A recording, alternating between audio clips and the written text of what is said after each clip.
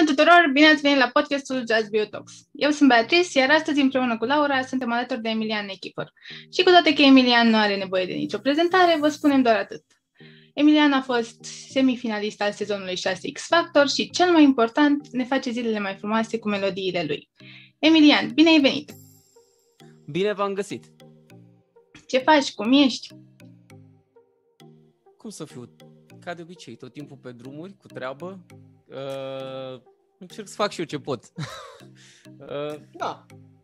Cam asta. Astăzi e o zi plină de tot felul de evenimente și, mă rog, de-aia am zis să ne încadrăm în maximă oră, pentru că la ora 4 fix am programat de filmat niște TikTok-uri și trebuie să mă ocup cumva de toate rețelele astea de socializare și de YouTube și de TikTok și de Instagram și de toată nebunia asta.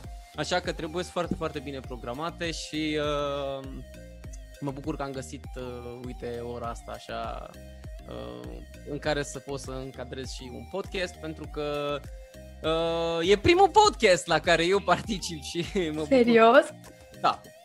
Este primul podcast și chiar mă bucur, îmi place foarte mult formatul ăsta de podcast și îmi place să vorbesc. Eu sunt fratele lui Ion Creanga, adică să nu vă speriați, eu când dau drumul la limbarniță nu mă mai opresc, așa că puteți să-mi puneți orice fel de întrebări vreți și vă răspund cu mare drag. Ok, pentru început, eu sunt curioasă cum arată o zi din viața ta ca și artist, că zici că ești foarte ocupat. Păi cum să arate? Păi hai să-ți explic. Stai, uite să mut camera asta așa că nu-mi place mie. Da, glumesc. O zi din viața mea ca artist.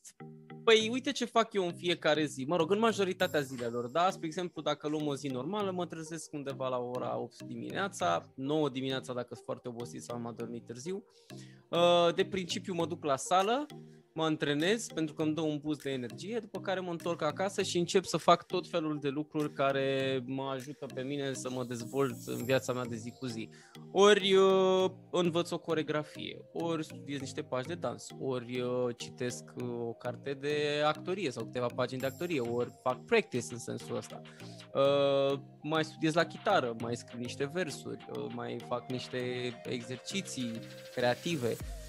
Și tot felul de lucruri de genul. După care a doua parte a zilei, să zic, toate lucrurile astea mi-au undeva, să zic că termin pe la 3-4, iar după asta ori încerc să filmez anumite lucruri pentru social media, ori mă duc la studio și compun piese pentru mine sau pentru alții. Depinde de zi, adică n-am un program foarte, foarte fix, dar în mare parte cam cu asta mă ocup eu în fiecare zi.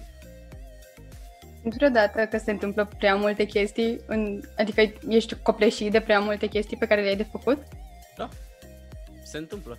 Se întâmplă pentru că se adună, se acumulează o oboseală, mai ales pe partea asta, mai ales pe partea fizică, adică de obicei în zilele în care forjez foarte mult pe treaba asta de antrenament și de dansuri și care sunt la fel, adică te implică fizic, dar și mental, te resimți, dar fără muncă și fără toate astea, nu știu, mi se pare că eu personal nu aș putea să devin cumva varianta la care visez să ajung, știi?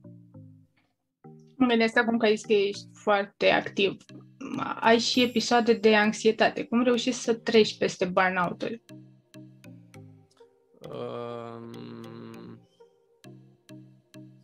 Singurele mele perioade de anxietate nu au fost legate... Uite, mă mea e pe geam, mă scuzați. Deci, singurele mele perioade de anxietate au fost mai mult legate de anumite probleme de sănătate pe care credeam că le am.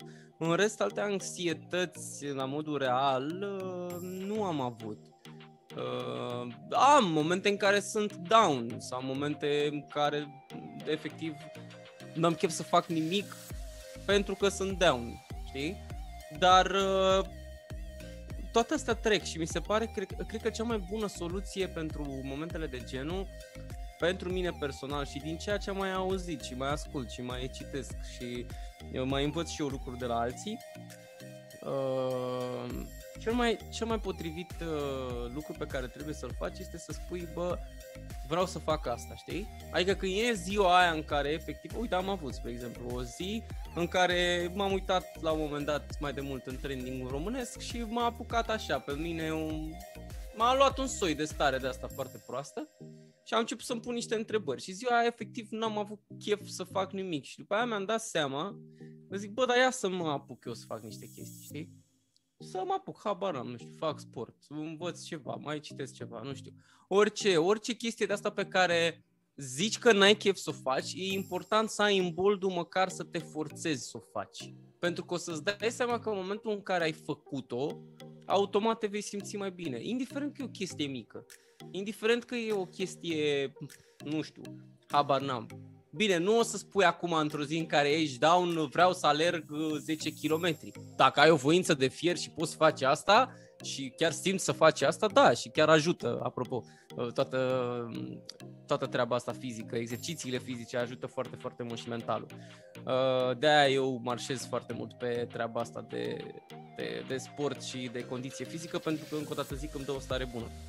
Dar revenind la momentele mele clasice de anxietate, am trecut la fel, citind foarte mult, încercând să înțeleg problema și confruntând problema. Voiam să zic, deci practic tot singur ai ieșit din situațiile astea mai nasoale. Da, în mare parte da, pentru că mi-am dat seama că da, pot să spun, am avut și am făcut și terapie la un moment dat, dar mi se pare că te ajută și terapia, dar tot tu ești motorul tău, tot tu te poți scoate din groapă, știi? Asta zic, e foarte important să asculți și alte perspective și e clar că dacă este un psiholog bun te va ajuta să înțelegi anumite lucruri și să-ți dai seama de anumite lucruri. Dar tot tu te vei scoate. Adică eu cel puțin asta e impresia pe care o am, că tot tu trebuie să renaști ca pasărea Phoenix din propria cenușă, știi?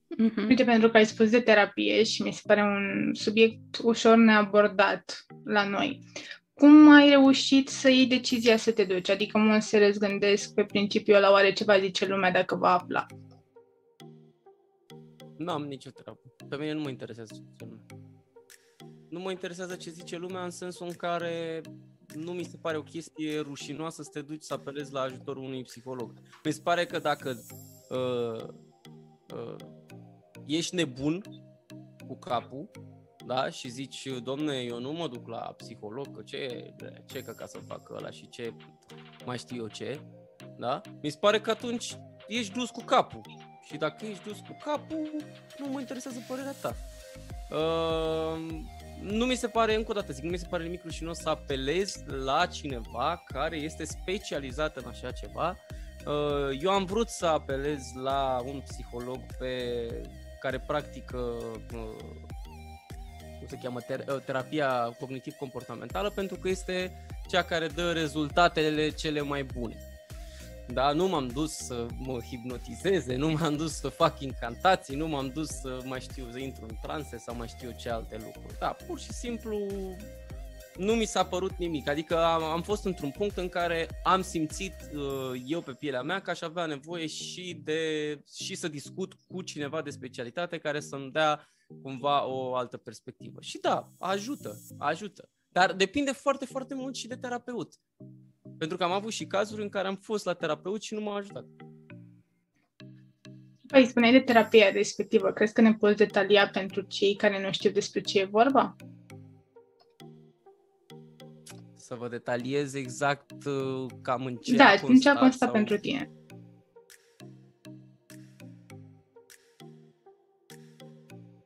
În mare, ca să spun așa, pentru mine personal, uite, spre exemplu, terapeutul mi-a dat să citesc o carte, nu mai țin minte exact cum se cheamă acum, în care erau e o carte aia clasică de psihologie, în care sunt niște mici teste în care tu le completezi și în funcție de rezultatul pe care ți-l dă, de la fiecare capitol îți dai îți dai și tu seama și terapeutul își dă seama unde sunt bubele, știi? Dacă ai traume din copilărie sau mai știu eu ce și așa mai departe. Treaba aia m-a ajutat foarte mult. Un alt lucru care m-a ajutat foarte mult în treaba asta este conștientizarea faptului că, spre exemplu, pornind toate lucrurile dintr-o hipohondrie declanșată acum 5 ani și alimentată tot acum 5 ani, cumva m-a trebuit să-mi dau seama că tot ceea ce simțeam sau tot ceea ce simt, nu știu, atacuri de panică sau mai știu ce alte chestii care, mulțumesc lui Dumnezeu, nu mai sunt acum, spre deloc, adică că toate sunt de aici și că nu e nimic fizic, nu e nimic, nu o să mor, nu o să am vreo boală, nu o să mai știu ce alte chestii. Spuneai de cărți și de citit. Ce cărți ai recomanda? Care ți-au plăcut cel mai mult? Măi, uite, spre exemplu, din perspectiva asta, că toți suntem pe subiectul ăsta de psihologie, terapie și așa mai departe, pe mine m-a ajutat foarte mult Eckhart Tolle, Puterea prezentului. A fost o carte pe care am citit-o și care mie mi-a plăcut foarte mult și care în momentul respectiv m-a ajutat să înțeleg niște chestii. Carte normală de beletristică mi-a plăcut, este o carte și tot timpul spun treaba asta, că multă lume mă întreabă ce carte mi-a plăcut foarte mult. O carte care pe mine m-a marcat, dar nu în sensul în care e o poveste extraordinară, ci efectiv modul de scriere se numește Prins și este scris de Petru Popescu. Nu cred că auzi nimeni. Eu am citit-o. Dar eu... Da. Da? Uite. Cred că ești prima care spune lucrul ăsta. Dar da, mie mi-a plăcut foarte mult cumva, nu știu, mi-aduc aminte că am avut așa niște emoții când am citit cartea aia și mi-a plăcut. O altă carte așa mai ușurică care la fel mi-a plăcut a fost Selinger de Veche în anul de secară. Dar sunt multe care, nu știu, care pot să spun că mi-au plăcut așa. Dar astea pe care mi le aduc aminte așa la o primă, știi? Ok, și să ne întoarcem puțin și la muzică, că cumva ăsta e subiectul principal al episodului nostru. Cum a început parcursul tău muzical? Vrei să încep de la începuturi sau vrei să... Păi nu mă mai opresc, facem podcastul ăsta de 2 ore. Nu. De la începuturi, așa pe scurt, eu am început să cânt undeva pe la 5-6 ani. Ai mei și oamenii de la grădiniță și-au dat seama că eu am ureche muzicală, că pot să cânt și m-am înscris la un club de muzică pentru copii, care era condus de un profesor de engleză. Mă rog, el era pasionat de muzică, făcea muzică pentru copii, avea afacerea lui, ne-am adunat toți acolo. Și bineînțeles că după aia au început și festivalurile pentru copii, în perioada aia 2000, 2001 și așa mai departe. Și bineînțeles că am luat la rând toate festivalurile de copii, Mamaia Copiilor, Delfinul de Aur, Ghiocelul de Argint, toate de unul de platină, unul de aur și așa mai departe, toate erau de aur, de argint și așa mai departe. Am mâncat vreo 5-6 ani pe pâine festivalurile astea, în care bineînțeles că nu am câștigat niciun premiu, nu că aș fi fost eu extraordinar de bun sau așa, dar nu eram un copil care cânta prost. Dar din păcate așa se întâmplă lucrurile în România și treaba asta mi s-a confirmat în momentul în care ai mei au zis, bă, hai să încercăm și în afară. Și am fost la primul meu concurs, când am fost prin 2005 sau 2006, am plecat cu taică-miu de nebuni cu trenul. Am făcut aproape 5 zile până în Moscova și acolo a fost un concurs de copii organizat unde, nu știu cum dracu, între ghilimele, am luat premiul cel mare dintre nu știu câte sute de copii înscriși. Și a fost pentru mine o chestie, un sentiment ăsta foarte, foarte, foarte plăcut și de acolo cumva mi s-au deschis porțile și spre alte festivaluri din străinătate, unde la fel, iarăși mi s-a confirmat faptul că puteam să cânt bine și cântam destul de bine, pentru că la fel am luat premiul întâi, marele premiu Adică cam așa a fost. În România n-am reușit decât să iau premiul 3 la Mamaia Copilului. Și în 5 ani. Felicitări pentru reușite, în primul rând. Și cum ai ajuns la experiența X-Factor? Cum am ajuns la experiența X-Factor? Da, după ce am început să cresc, am avut o perioadă foarte, foarte lungă, foarte, exagerez, o perioadă lungă de schimbare de voce, în care nu am mai cântat deloc, m-am axat foarte mult pe chitară clasică, după care, prin facultate, am zis, bă, trebuie să mă reapuc de cântat. Și când m-am reapucat de cântat prima oară, mi-am pus degetele în urechi și că eram praștie. Adică, no, după schimbarea de voce, nemai cântând de foarte mulți ani de zile, eu cu mintea mea știam cam cum cântam când eram copil și mamă, știam cât și cum pot să duc. Când am început să cânt, eram vai de capul meu. Și ușor a trebuit să o iau de la capăt, știi? A trebuit să o iau de la zero, să încep să învăț tehnică vocală, să încep să mă antrenez. Și ușor am zis, bă, uite, trebuie să o iau iarăși de la început. Mă duc la niște festivaluri de astea clasice din România.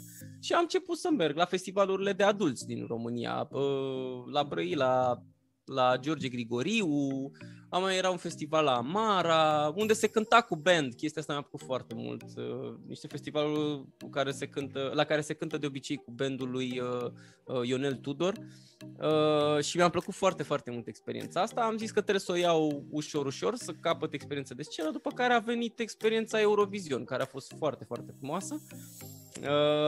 Și imediat în 2006 am fost la X-Factor. Inițial recunosc, voiam să mă duc la Vocea României, dar am ratat preselecțiile. Și după aia am zis, bă, n-am nicio șansă, vreau să mă duc la un concurs de ăsta mai mare pentru că mă simt mai pregătit să mă duc. Și de acolo a început toată nebunia. Nebunia adică cum? Care a fost cea mai challenging sau așa aparte de după? Măi, experiența în sine este foarte mișto. Adică experiența în sine este foarte, foarte frumoasă. Mi-a prins foarte bine X-Factor, mi-a deschis niște porți. Pentru că de fapt despre asta e vorba în concursuri, nu e ca și cum dacă ai câștigat o să devii vedetă și o să ai 100 de concerte mâine. Ar fi fost ideal să fie așa, cred că toată lumea visează la asta și toți cei care cântă visează că după astfel de concursuri vor deveni niște vedete. Din păcate greu de-abia după începe și o să ajungem probabil și în punctul ăla. Revenind la experiența X-Factor, a fost foarte, foarte, foarte mișto. Am avut mulțele de aia, am zis că din 2006 am avut o perioadă de asta în care de la stres, de la oboseală, de la emoții, așteptare foarte multă, pentru că în majoritatea cazurilor cântam ultimul, stăteam de dimineață până seara acolo, nu prea mâncam și am avut niște probleme de astea musculare, efectiv, de emoții. Mă durea capul aici în spate când trebuia să susțin niște note mai înalte și de acolo a început panica, atacuri de panică. La un moment dat am ajuns și la spital, acolo m-am speriat și mai rău, că, vezi, Doamne, se poate întâmpla să se spargă un vas de sânge în cap, să mor, să nu știu ce, îți dai seama că am intrat într-o dita mai depresia, pentru că eu deja știam că trebuie să cânt în live-uri peste o lună și tocmai doctorița îmi zicea, o doctoriță de pe unde eram eu la Tulcea sau unde mă dusesem eu la un festival pe care l-am abandonat ulterior, mi-au zis chestiile astea, îți dai seama, am apucat depresiile. Am zis că, băi, ce fac dacă se întâmplă asta, dacă mă duc pe scenă, dacă mă ia panica, dacă fac atac de panică, dacă mă doare capul, dacă, îți dai seama, eram praf, la revedere. Dar nici acum nu pot să-mi dau seama cum am reușit să rezolv în mare parte problemele astea. Am reușit să mă montez atât de bine până la live-uri încât am fost bine, adică am fost bine la live-uri, n-am avut nicio problemă, nici măcar emoții. Nu știu, am avut un efort ăsta supranatural mental încât să mă pot monta atât de bine. Și acum, în prezent, mai ai momente în care poți să ai așa multe emoții ca și atunci? Nu știu ce să zic. Da, am emoții așa pe scenă, normal, oricine are emoții. N-am mai cântat oricum din 2019, când am fost cu Smiley în turneu. Dar n-am mai avut chiar așa momente de-astea dubioase, știi? Pentru că în momentul în care eu sunt pe scenă, cumva uit de tot și mă bucur de moment, știi? Și sper să nici nu mai am momente de-astea care să mă sperie. Tot ai spus de Smiley. Cum ai ajuns să semnești cu HaHa Production? Păi în 2017 am făcut eu un video pe YouTube în care am făcut un mashup de ăsta cu 7 refrene ale anului 2017 și l-au văzut oamenii de la HA, ei cred că mă știau de pe la X Factor. Eu am cântat și cu Lidia Buble după X Factor, aproape un an de zile am fost cu ea în backing. După care am hotărât să iau pe drumul meu și m-au contactat cei de la X Factor, de la H. Și uite așa am ajuns la ei, am fost acolo, le-a plăcut ce fac, cum scriu și m-au luat sub aripa mea. Dar de acolo a început greu, practic, pentru că nu e ca și cum să spun, și toată lumea se așteaptă, băi, am ajuns la Production sau am ajuns la Global sau la Cat sau oriunde în altă parte sau la orice alt studio și te aștepți, mamă, gata, fac piesele alea, bombă, gata, azi fac piesa, mâine o filmez, mâine fac clip, poi mâine sunt vedete. Nu e chiar așa. Pentru cine are gândurile astea, îl rog din suflet să nu le mai aibă, pentru că este o iluzie. Este un drum greu, dar foarte frumos, pe care îl parcurgi oricum timp de ani de zile. Este un drum pe care eu încă îl parcurg, adică nu e ca și cum s-a terminat drumul meu.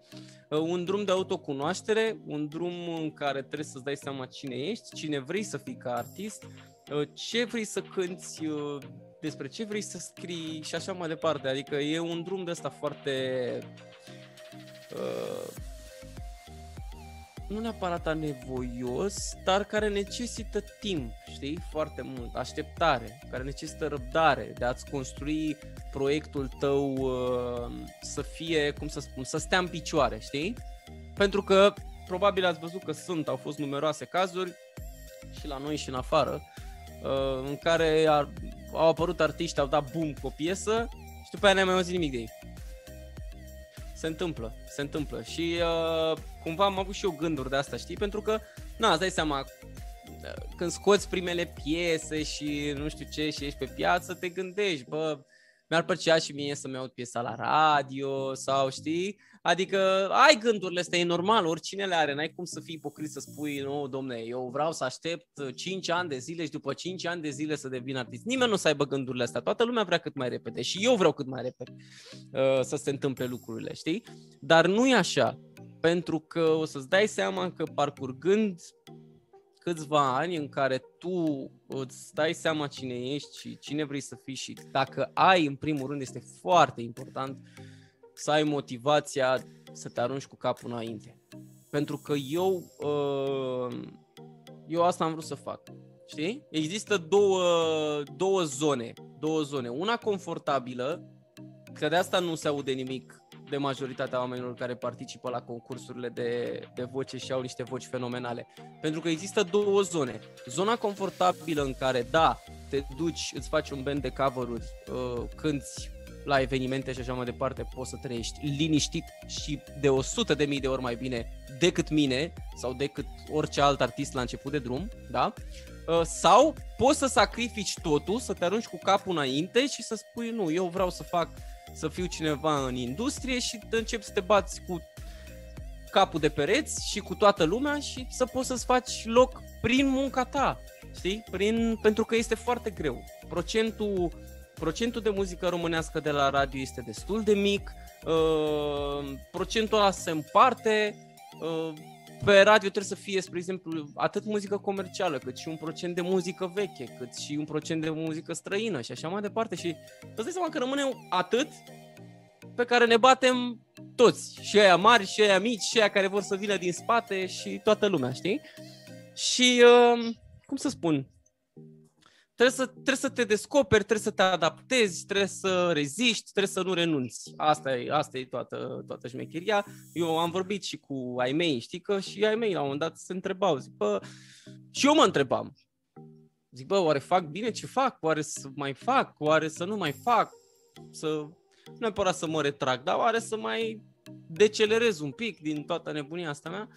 Și mi-a dat seama că nu pot, că mie asta îmi place să fac și vreau să o fac din ce în ce mai bine, din toate punctele de vedere, și mi se pare cumva chiar și așa, și cu bune și cu rele, și cu frustrări, dar și cu bucurii, și cu fericire, și cu neîmpliniri, și cu aia nu merge, aia n-a fost bine, am lansări, tot felul de chestii. Cu toate astea, știi, până la urmă, la un moment dat, lucrurile se vor așeza și cu siguranță voi ajunge unde îmi propun. Super tare. Eu vreau să revin puțin, că spuneai de radio mai devreme și voiam să te întreb care a fost prima ta reacție când ți-ai auzit prima dată o piesă la radio. Îți dai seama că m-am bucurat, era în trafic, hei, ia uzi, bă, știi piesa asta, iubește-mă, eram acolo, hei!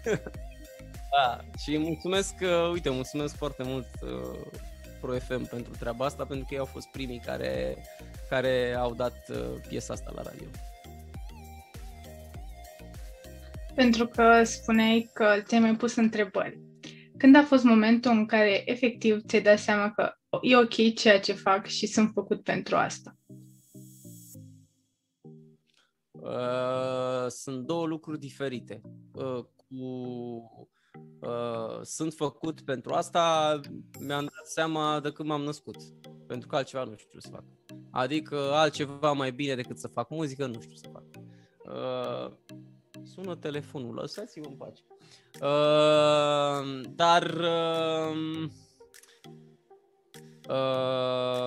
Treaba asta cu e ok ce fac mi se mai întâmplă, adică mi se întâmplă și acum, știi?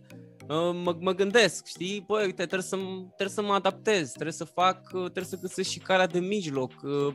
Nu știu, dar probabil ați văzut că eu am lansat mai multe genuri de piesă pentru că mie îmi place să explorez foarte mult. Adică mi se pare că am posibilitatea de a fi versatil și îmi place să explorez lucruri noi și vibe-uri noi și așa mai departe.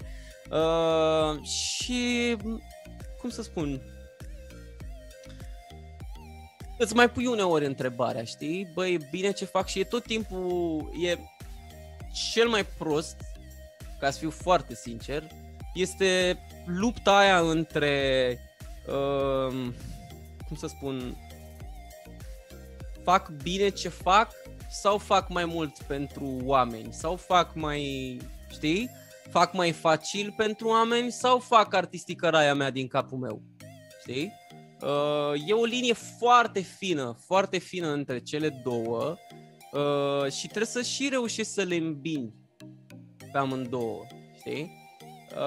Și cumva asta încerc eu să fac, cu muzica mea, nu cu toată muzica mea, dar în mare parte asta încerc să fac și cred că asta face orice artist, știi? Pentru că n-ai cum să spui, bă, domne, vreau să lansez numai, nu știu, mie îmi place foarte mult gospel-ul și eu vreau să lansez numai melodii gospel și aia e. O să lansezi melodii gospel, dar după 6 luni, un an, o să-ți dai seama că ai 0 lei în cont și, ce faci? Mănânci gospel, da? N-ai cum. Dar, da, e lupta fiecărui artist. Pentru că ai spus că ai încercat mai multe stiluri. Care e cel care e cel mai tu, se apropie cel mai mult de tine? Nu pot să spun că există un stil care se apropie cel mai mult de mine, pentru că toate piesele fiind scrise de mine, e clar că sunt o bucată, da? Din sufletul meu, din interiorul meu. Cea mai pe sufletul meu piesă, și este normal să fie așa, este Iub. Este ultima mea piesă, pentru că este o piesă scrisă din experiență personală și atunci orice chestie care este 100% reală, știi, și 100% se simte și e normal să fie mai pe sufletul tău piesa aia, dar asta nu înseamnă că e pe sufletul meu neapărat sau e ăsta este genul meu de piesă preferat. Nu, nici pe departe. Adică îmi place, da, mă simt confortabil, dar la fel de confortabil mă simt să cânt și Lăutare, la fel de confortabil mă simt să cânt și Pentru ea, la fel de confortabil mă simt să cânt și Ochii verzi, orice piesă, adică... Și cum simți că au reacționat oamenii din jur la ultima piesă pe care ai scos-o, care zici că e cea mai autentică, practic, cea mai aproape de tine? Lumea a reacționat foarte bine, adică lumea a reacționat foarte bine. Din punctul meu de vedere, eu am scris piesa asta pentru mine și pentru persoana respectivă. N-aș fi avut de gând să o scot niciodată, ca să fiu sincer. Dar am zis că, parcă e prea frumoasă piesa asta să nu audă lumea, știi? Adică mi s-a părut așa, că aș fi vinovat față de publicul meu. Nu știu cum să spun. Și am zis, neapărat trebuie să o lansez. Asta este, mă dezgolesc, mă dezbrac în fața oamenilor, efectiv, și lansez piesa asta. N-am avut sub nicio formă, nicio așteptare să intre pe radio sau mai știu ce, dar spre surprinderea mea am auzit-o. Da, și mie mi s-a părut că chiar a prins, chiar am ascultat-o și eu zilele trecute la radio, în mașină, a fost, da. Și pentru că tot vorbeam de muzică și de piesele tale, care a fost colaborarea care ți-a plăcut cel mai mult?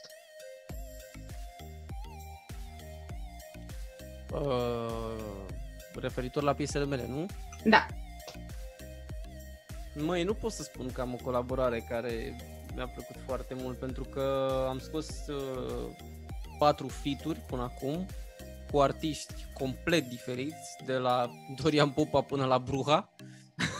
Da? Și n-ai cum, n-aș putea să compar, pentru că nu aș putea. Nu știu cum să spun. N-aș vrea să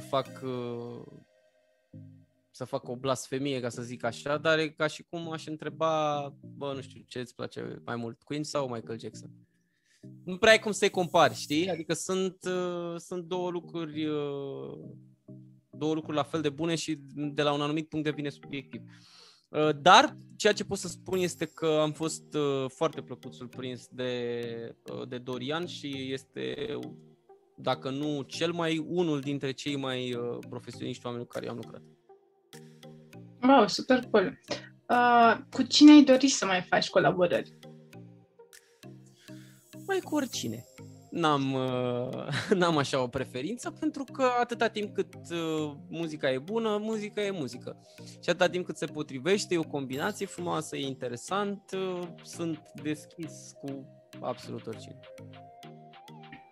Așa un idol în materie de artist muzical ai?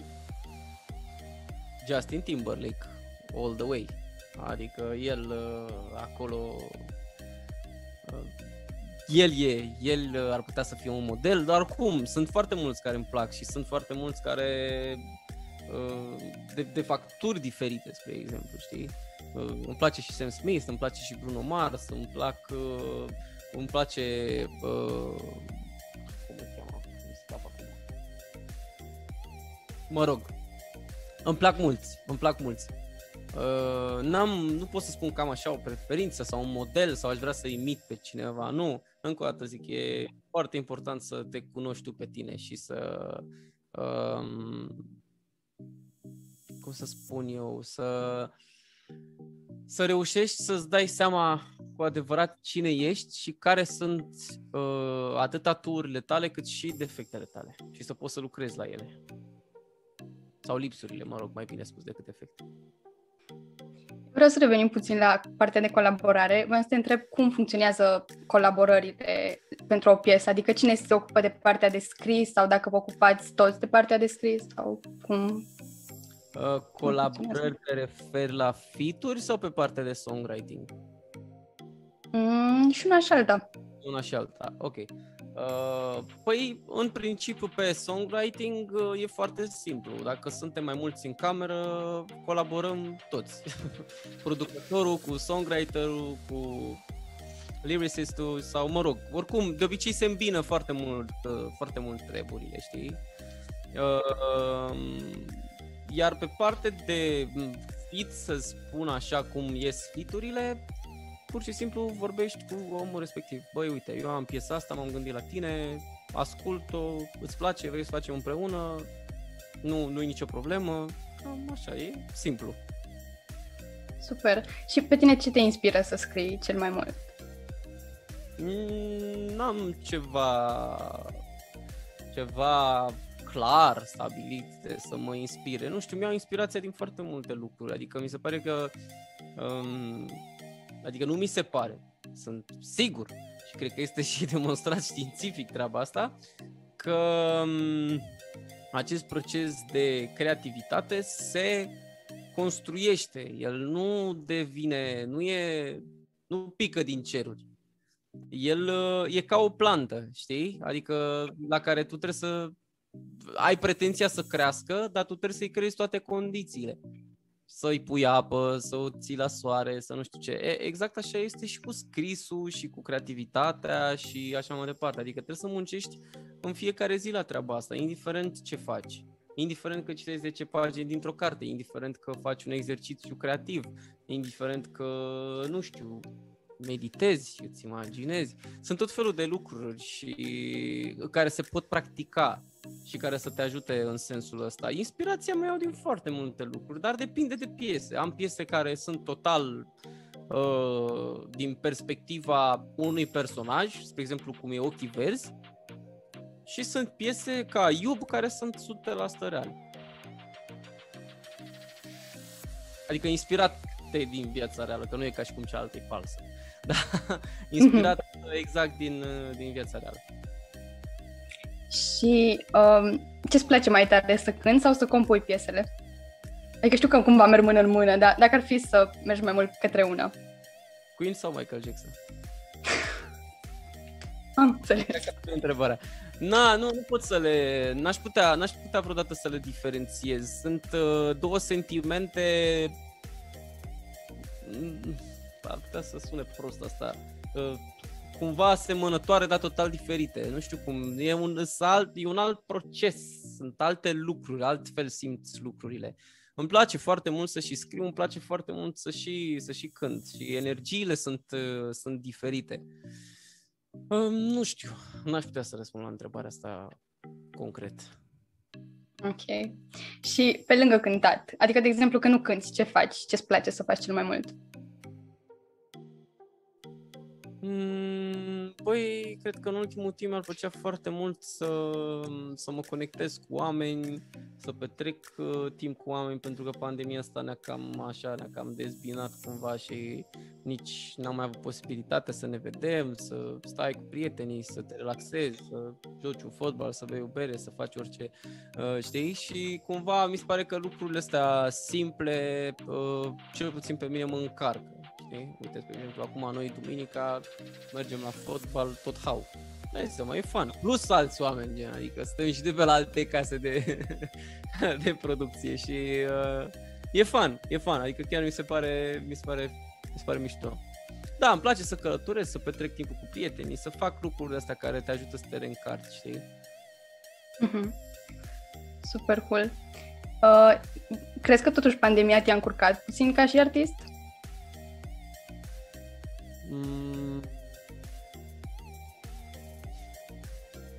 E cu două tăișuri. Da, mi se pare că trăiesc în niște vremuri care nu mă ajută, știi? Adică ca artist la început de drum nu mă ajută. Pentru că teoretic și pentru toți artiștii, indiferent că sunt la început de drum sau mai cunoscuți, principala sursă de venit erau concertele. Principalul conector și cel mai puternic cu publicul erau concertele. Și nemai fiind lucrurile astea, a trebuit să te adaptezi, știi? Și, dar asta, în schimb, mi-a prins foarte bine pentru că am învățat alte lucruri. Am învățat mai mult despre social media, mi-am dat seama unde se îndreaptă lumea, mi-am dat seama mai mult ce preferă lumea. Am început să învăț și alte lucruri, știi? Și adică mi-a prins bine din punctul ăsta de vedere. Nu pot să spun că nu, știi? Dar îmi lipsește foarte mult concertul, energia publicului, sunt multe lucruri care lipsesc. Pentru că tot ai spus de social media, eu am observat că ești foarte activ pe TikTok. Eram, acum mai puțin, dar încep să recuperez. Pentru că, da, mi-am dat seama că TikTok este o platformă foarte, foarte bună prin care te poți promova și prin care poți crește. Ba mai mult, e foarte bine că pe TikTok au început să se facă reclame plătite și endorsements și așa mai departe, ceea ce este o oportunitate sau a fost și este în continuare o oportunitate atât pentru artiști, influenceri și așa mai departe să poată să câștige o pâine pe timpul pandemiei. Și mi-am dat seama că e și fun pe deasupra, adică chiar dacă e muncă pentru fiecare TikTok, mai mult sau mai puțin, că și eu am TikTok-uri cretine pe care le fac în 15 secunde, efectiv am filmat și am făcut TikTok-ul, dar și TikTok-uri muncite, cum le-am pe asta din ultima perioadă cu rețetele. Și durează, îți ia timp să le gândești, să faci piesulica, să filmezi, să montezi, știi? Dar lucruri mișto, mie îmi place foarte mult să le fac și cred că sunt binecuvântat că pot să fac ceea ce îmi place și dacă există și oportunitatea de a câștiga un bani din asta, este cu atât mai mult, mai bine, pardon. Pentru că tot ai spus de ultimele TikTok-uri pe care le faci cu gătitul, a devenit o pasiune din pandemie sau era dinainte? Mie îmi place să experimentez tot felul de chestii de astea noi, adică niciodată nu prea îmi place să n-am un skill sau să nu știu să fac o treabă, știi? Mai ales o chestie de care te lovești în fiecare zi. Eu sunt singur, de exemplu, că să-mi fac de mâncare. Și am început să studiez problema, cum să tai, Bine, mi-am tăiat degetul, dar n-are nicio importanță. Dar îmi place să învăț lucruri noi, să fac rețete, și acum îmi place să fac și treaba asta cu TikTok-urile amuzante, cu piesele, mi se pare drăguțe și chiar mi-a scris lumea, gen, bă, vezi că eu cânt melodia aia cu clătitele în casă acum și mi-e făcut poftă și nu știu ce. Da, e fun pentru că te conectezi cu lumea și cumva mai estompezi din dorul ăla și din energia cu care te încărcau oamenii la concerte. Nu se compară, nu poți să compari cele două experiențe, dar hai să zic cât de cât. Uite, eu sincer să fiu, după TikTok te-am găsit. Aveai o chestie cu aoleu, mi-e foame. De la aia te-am găsit. A fost super mega virală și am văzut-o la foarte mulți reprodusă. Da, s-a făcut și o manea acum 5 zile după această piesă de TikTok.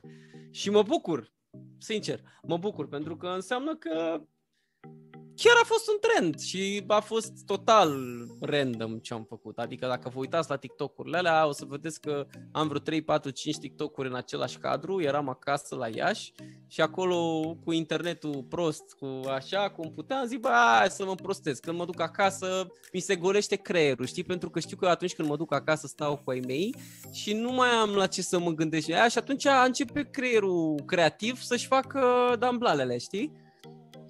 Și treaba asta cu sarmale, am mai făcut niște nenorociri pe acolo, dar sunt funny, eu m-am distrat rău de tot. Și nu m-am așteptat niciodată să bubuie treaba asta cu sarmalele, adică... Da, a fost tare, ce să zic. Mi s-a părut foarte tare și alea cu zodiile. Chiar am vrut să te întreb de unde ți-a venit ideea să le faci pe alea cu zodiile. Băi, am văzut că toată lumea se conectează cu treaba asta, știi? Și toată lumea e interesată și, știi, e o chestie tabu treaba asta cu zodiile. Și oricum, orice ai spune, în mare parte se aplică, știi? Bine, sunt câteva caracteristici pe care eu le-am întâlnit și știu zodii care sunt... cum să spun, care au niște caracteristici așa cum zic zodiile clasice, dar îți dai seama, mi s-a părut fun să pot să fac un cântecel pentru fiecare zodie, pentru că eram sigur că mulți se vor conecta cu treaba asta, știi, și vor rezona cu treaba asta. Acum m-am dat pe gătit. Și aparent merg și este foarte bine, adică e foarte bine. Nu știu ce mai urmează. Întrebați că nu știu pe TikTok, orice se poate întâmpla. Da. Păi, eu vreau să-ți fac o propunere, de înainte o să întreb pe Betty dacă vrea să-ți mai pună vreo întrebare. Păi eu sunt în regulă. Ok, eu vreau să-ți propun, dacă vrei, poate să ne cânti refrenul sau o piesă de-a ta, că tot am văzut chitara acolo în spate și n-am putut să mă abțin să nu întreb, dacă ești ok și vrei. Așa că trebuie să o iau pe cealaltă, că aia nu e bună. Ok. Nu e bună, e bună, dar e clasică și nu cânt, de obicei nu cânt la clasică. Stai așa. Așa, stai așa, că astea sunt... Acum facem ad hoc aici. Nici nu știu cum să pun microfonul ăsta să se audă bine. Hai numai un pic să...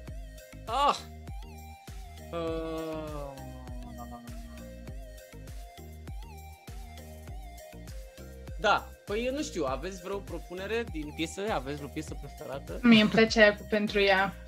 Abar. Da, dacă tot Laura a venit cu propunerea, să aleagă ea. Așa. Nu, e ok, e ok asta, Betty. Da?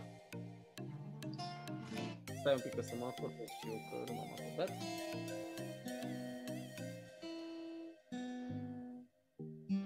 M-ați luat așa prin surprindere. N-am venit pregătit. Dar îmi place. Atunci e bine. Prefer așa decât lucrurile aranjate așa și foarte, știi, foarte...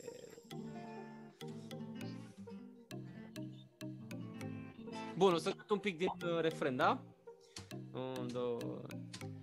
Pentru ea, inima în foc mi-aș arunca, topind pe suflet toată dragostea, să ardă toată pentru ea. Pentru ea, aș vinde tot ce-am adunat mai scump, toată averea pentru un sărut, dar nu mă crede pe cuvânt.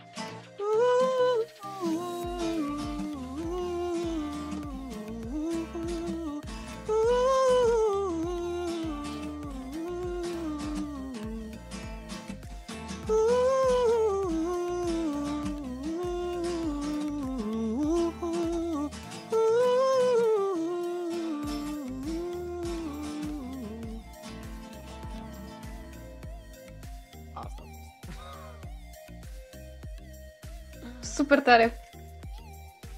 Noi, Emilian, îți mulțumim! Mulțumim și noi! Păi, eu cam atât am fost cu întrebările. Betty? Și eu tot cam așa. Acum că suntem pe final, ce sfat le-ai da ascultătorilor noștri?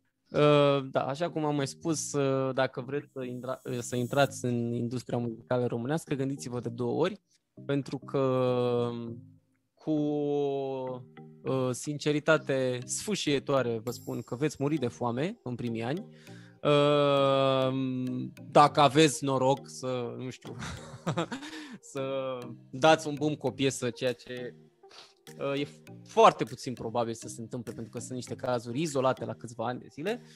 Dar dacă vreți să construiți un proiect pe termen lung și un proiect sustenabil, un proiect în care atât voi cât și oamenii care vă ascultă să înțeleagă cine sunteți, ce cântați, ce vreți să transmiteți, încă o dată zic, gândiți-vă de 2 ori și dacă sunteți 100% sigur că vreți să faceți asta, dați înainte și nu renunțați pe parcurs, pentru că o să vă loviți de tot felul de lucruri și trebuie să fiți tari.